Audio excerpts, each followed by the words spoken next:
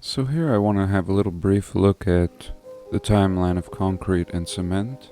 According to the narrative, here we're told in 3000 BC, the Egyptians were using concrete for over 5,000 years to build pyramids. They mixed mud and straw to form bricks and used gypsum and lime to make mortars.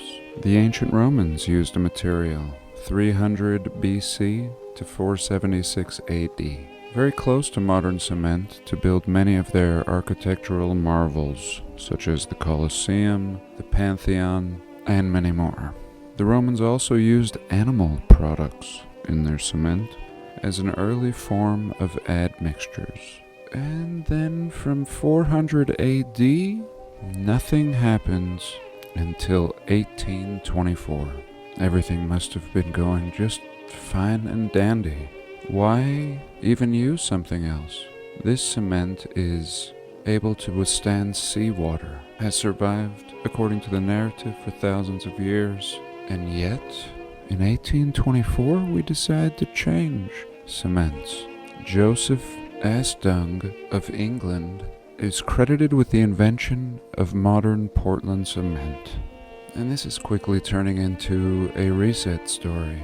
Here, what I thought was just going to be investigating some lime kiln, one of the oldest structures I've seen in Salt Lake City, has now turned into a full-blown example and proof of the reset.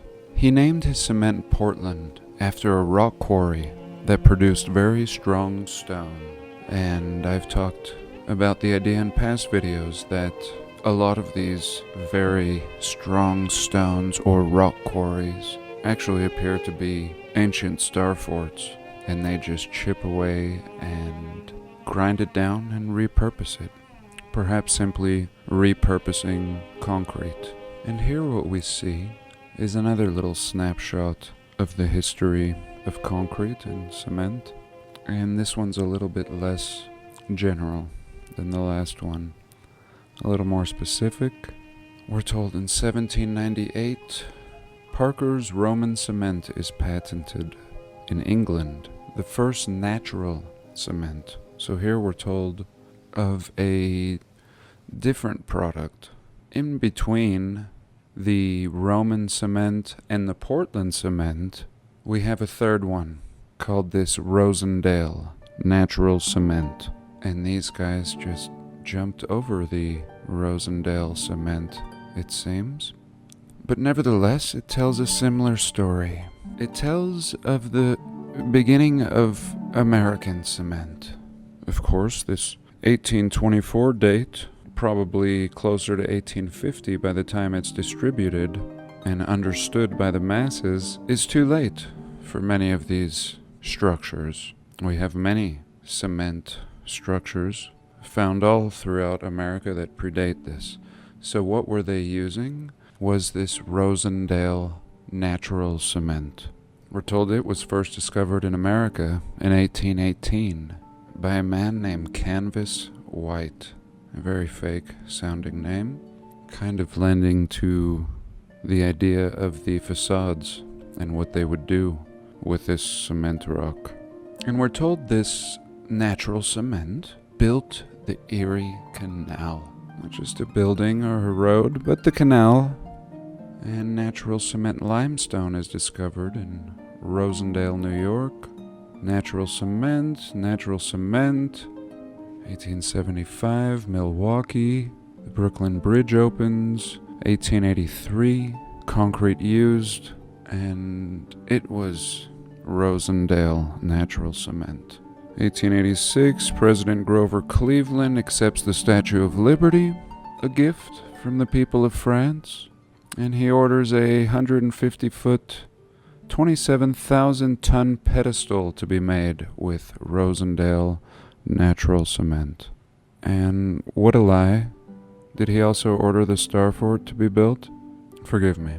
And in 1904, the ASTM committee adopts the first standards for natural and Portland cements.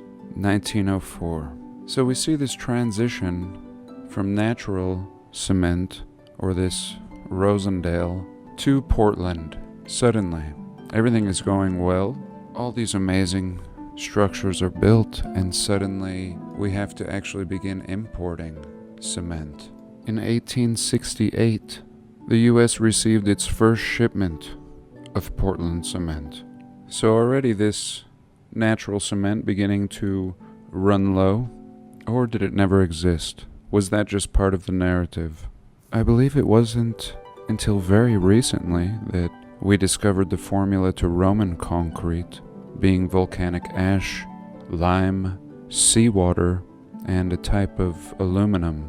Something that gets stronger as time passes. And we're still using this stupid Portland cement that we supposedly discovered 100+ years ago.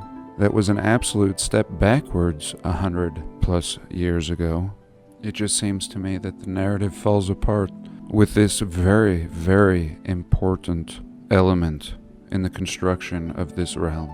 Yes, we could look at architectural renderings, even construction photos, in hopes that they're authentic, but we could step a little further back and look at this concrete and cement narrative, and it really falls apart. I often talk about how we don't see any cement trucks in the old photos, or even a cement horse and buggy. Most of you know you have to keep spinning it or it begins to solidify very quickly. And even here, they tell us, because cement is a bulk commodity, transportation can be a significant part of the cost. To minimize transportation costs, cement plants are ideally located close to the market, with an access to efficient transportation, such as ship or railroad. Most cement plants are located close to the limestone deposits. So again, back to my lime kiln. This just doesn't make any sense. To have the kiln up on the mountain, far from all the structures, and no talk of mixing any of these cements. It is a science, as you see here. Everything has to be just perfect. You can't just have a little more of one or the other. And even today, we are still again using the crappiest concrete. And here's a look at natural cement rocks. And I have these on my property. When I put in a water line, we were pulling these out 4 to 5 feet under the mud.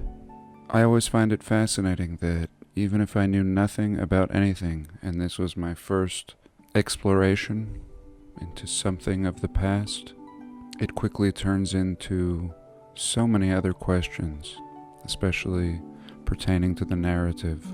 However, coming back to the subject of cement and concrete, I recommend you check out the past videos of Conspiracy Are Us, who dove into this cement question some time back, and I felt he did a really good job of exposing this flaw in the narrative. In fact, in his video, he pulls up modern renovators being quoted saying the technology that we were using in the early Americas to make this natural cement was lost.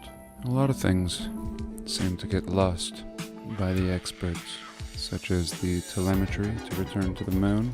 But for today, I thank you so much for joining me, and do have a blessed day. Please like, comment, and subscribe.